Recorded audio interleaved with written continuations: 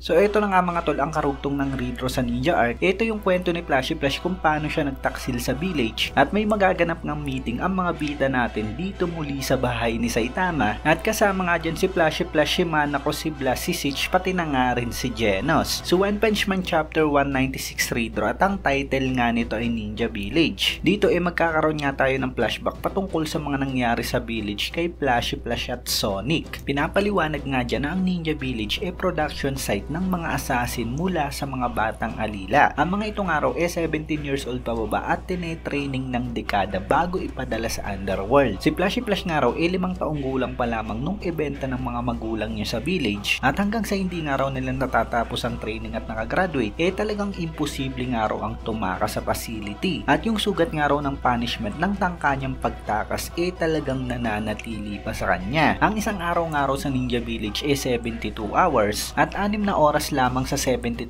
hours na yun ang oras mo para matulog. Ang mga pagkain nga raw dun walang flavor at lahat nga raw ng mga impormasyon patungkol sa labas ng mundo talagang hindi nakakarating sa kanila. Dumadaan nga raw ang mga araw na para na lamang silang machine at wala nga silang ginagawa kundi ang matutunan ng mga skills para pumatay. Hindi nga rin daw sila pwedeng magpakita ng emosyon at yung mga taglay nga raw yun mga top performers. At yun nga raw yung environment na tama lamang natawagin bilang impyerno. At dito nga makikita natin ang ginagawang training kila Flashy Flash. Sabi nga dyan ng instructor wag nga raw matakot sa sakit ang mga ito. Yung pagluha nga raw naapektuhan lamang yung paningin nila kaya dapat daw matutunan nilang pigilan ito. Sila nga raw ng 21 miyembro ng 44th class wag na wag ituturing nakakampi ang isa't isa. Wag na wag nga rin daw mag-uusap ang mga ito at i-consider nga lang daw ang iba bilang training partner sa sparring practice nila. Pag nakagraduate nga raw ang mga ito at nagkita-kitang muli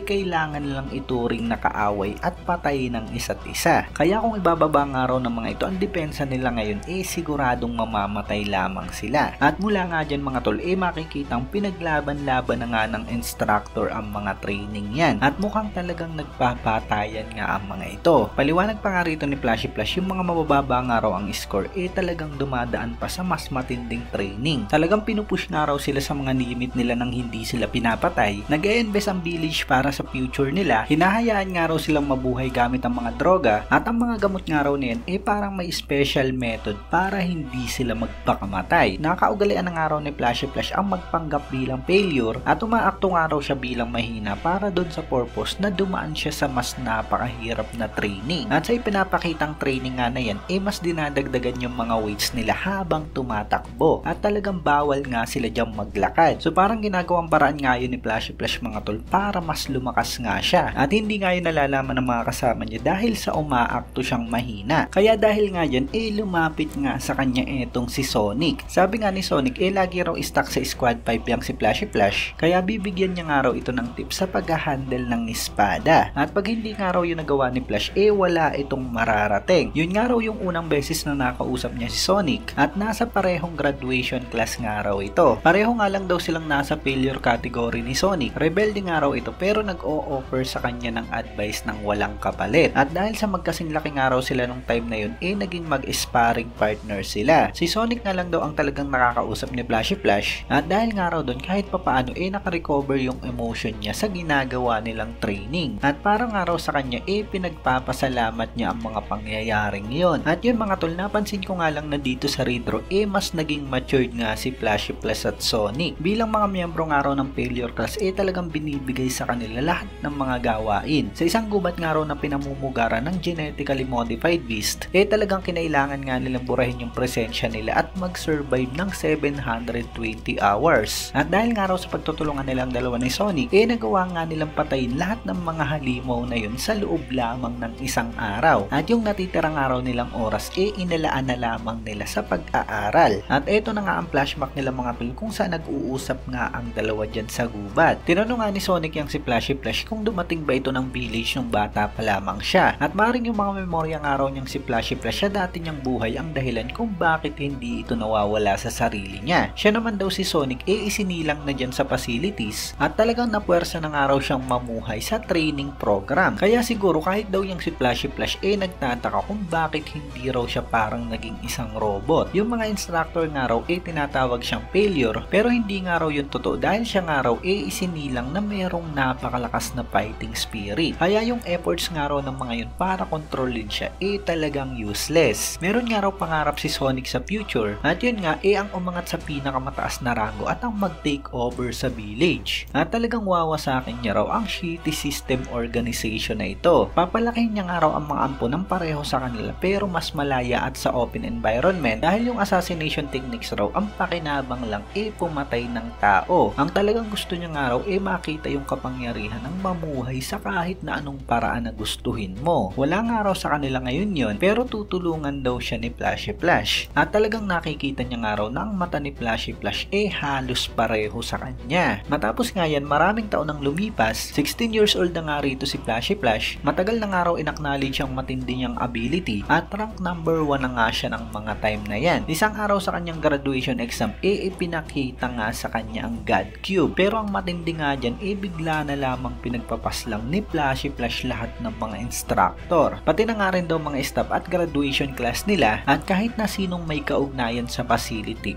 pinatay niya. At yun nga raw, para mabura niya yung ugat ng kasamaan. Yung determination at effort niya nga raw, nagbunga nung mga time na yon. At grabe, dahil nakatalikod nga lang si Flashy Flash habang pinapakita ang sina ito. Noong mga time nga raw na yun, si Sonic nakahiga lamang sa kama niya dahil may sakit, kaya hindi nga raw nito nakita yung napakatinding ginawa niya. At later on, yung Hero Association nga raw na-establish at nalaman niya ito at ginamit niya na nga raw ang kapangyarihan niya para sa mga hero work. Nawala na nga raw si Sonic dun sa kagustuhan nitong pangarap niya at maring dahil nga raw yun sa na-expose na ito sa labas ng mundo. At ang ginagawa nga raw nito ang maghanap ng trabaho bilang isang assassin. At mula nga dyan makikita natin na may wanted poster na nga yang si Sonic. At since then hindi nga raw ine-expect ni Flashy Flash na buhay pa nga raw ito. At mula nga dyan mga tol, ikat na nga rito sa apartment ni Saitama kung saan nandyan pala sila at dyan nga ako inekwento ni Flashy Flash ang lahat. Napatanong na nga lang dyan yung si Saitama kung bakit ba nasa kwarto niya ang mga ito. At sabi nga lang dyan ni Flashy Flash, pag nagkwekwento nga raw ang master sa disciple niya ng patungkol sa nakaraan, proper manner daw kung at least bigyan siya nito ng tsaa. At mula nga dyan bigla na lamang ipinatong ni Genos sa ulo ni Flashy Flash ang tsaang sinasabi niya. At sabi nga ni Genos, yun daw pala yung dahilan kung bakit galit na galit si Sonic dyan kay Flashy Flash. Pero kung gusto nga raw nitong burahin yung ugat ng kasamaan, bakit nito hinayaang mabuhay si Sonic? Ngayon daw isa itong assassin na patuloy na tinatarget ang master niyang si Saitama. At mula nga dyan sumama na nga lang ang tingin ni Flashy Flash. Naisip naman ni Sitch na wag nga raw sanang mag-away ang dalawa at naisip naman ni Manako na maaaring tinuturing daw na kaibigan ni Flashy Flash si Sonic. At ang paliwanag nga ni Flash ang plano niya nga raw lasunin si Sonic. Madali nga lang daw maghalo ng lason dahil walang lasa yung pagkain nila pero talagang nakaligtas nga raw ito sa kamatayan. Siguro dahil sa matinding environment na naranasan ni Sonic nakapag-develop nga ito ng resistance para makasurvive. Pero sa isip nga rito ni Blas, ginawa nga raw yan ni Flashy Flash para ilayo si Sonic dun sa magiging massacre. At gaya nga raw ng iniisip niya talagang ayaw patay ni Flashy Flash si Sonic. At mula nga dyan bigla namang nagsalita ang pinakamalakas na kalbo. Patungkol nga raw dun sa may sabaw na kakainin nila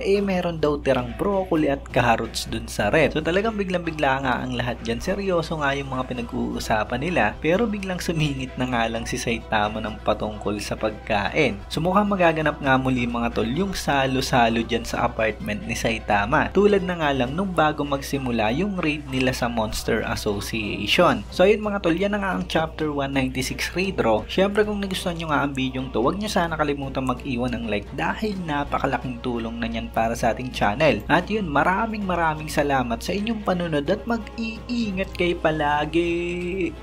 Bagang!